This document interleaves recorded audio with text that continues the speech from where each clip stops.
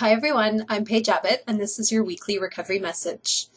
Well, in the last 2 weeks, I talked about the autonomous or avoidant style in relationships, and last week I talked about enmeshed relationships, which leads us to this week, part 3 of our relationship series, where I'd like to talk with you about interdependent relationships. This is the healthy style of relationships, whether we're talking about friendships, parent-child, sibling, romantic relationships, work, professional relationships.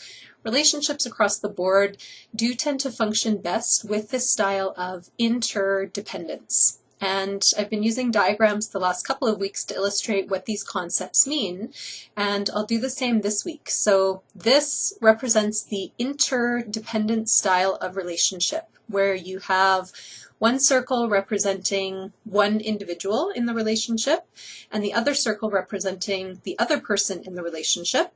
And you'll see with this style of relationship, there is some overlap. So I've shaded it a little bit there in the middle, but as you can see, it's not too much overlap, it's not enmeshed like the style that we saw last week, nor are the circles completely independent and not touching, which is what we saw in the avoidant or autonomous style. So what this is representing is that interdependent styles of relationship involve a combination of individuality and maintenance of integrity of self, as well as some overlap. So in interdependent relationships, you have each individual retaining their sense of self. They have their own hobbies, their own passions, their own friends, their own support network, their own self-management tools and ways of coping with feelings and stress and difficulty. And then parts of that are overlapped and shared with the other person. So what this generally means is there will still be shared experience. So people in interdependent relationships will, of course, do things together. They'll enjoy outings together. They'll experience shared experiences that they can communicate their feelings about. But there will also be boundaries and some separateness. So if there are feelings coming up that are uncomfortable, at times in interdependent relationships, they may use each other as a support person, but for the most part, both have their own support networks to turn to. So there's not an over-reliance on just that one person to be everything. And that's the issue when we have enmeshed relationships, is of course that one person becomes everything. They become the person we have shared experiences with. They're the person we base our thoughts and feelings and decisions on. Whereas in interdependent relationships, there is that separateness. So there's still that opportunity for people to live their own lives, make their own decisions, and make their own choices and set their own boundaries without being too reliant on the other person.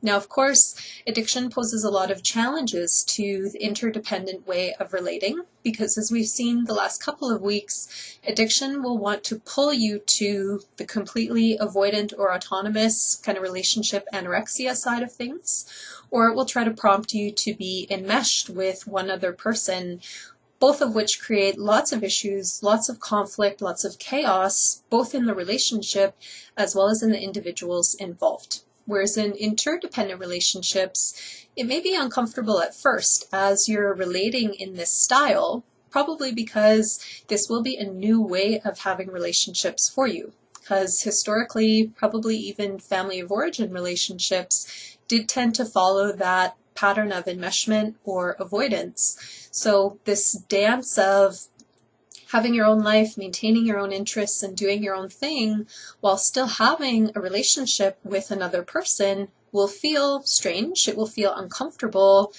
but hopefully you will also experience the benefits. And the benefits are, it tends to be very relieving. It doesn't feel claustrophobic, so people feel a sense of freedom, they feel a sense of empowerment, they feel responsible for their own lives, their own feelings, their own selves, and they feel accountable, not just to that one other person, but to a variety of other people, including to themselves and to their spiritual relationship with whatever they would define as their higher power. So interdependence is what we would encourage people to move towards for healthy style of relationship. And the way to do this is through boundaries, identification of feelings and needs, and being able to advocate for yourself. So being assertive about what you need. And it also would involve, like I said, maintaining your own life, your own recovery program, your own support network, your own self-management strategies that are not reliant or 100% dependent on that other person to keep these going. So if you can kind of check the boxes on some of those things, then chances are you're moving in the direction of an interdependent relationship. This is something that we work with a lot around the Hum office, is helping people to identify where the disease is pulling them off track and pulling them back into enmeshment or avoidance, and helping to encourage staying on that path of interdependence. So I hope that each of you watching do have some support people in your life, whether that's recovery buddies, sponsors, therapists, medical practitioners, who can continue to encourage you along this path of interdependence. Well, thanks for listening. I wish you the best in your ongoing journey of recovery for the week. Next week, I'll be doing the 4th part of my relationship series on the topic of fantasy. So I look forward to talking to you then. Bye-bye.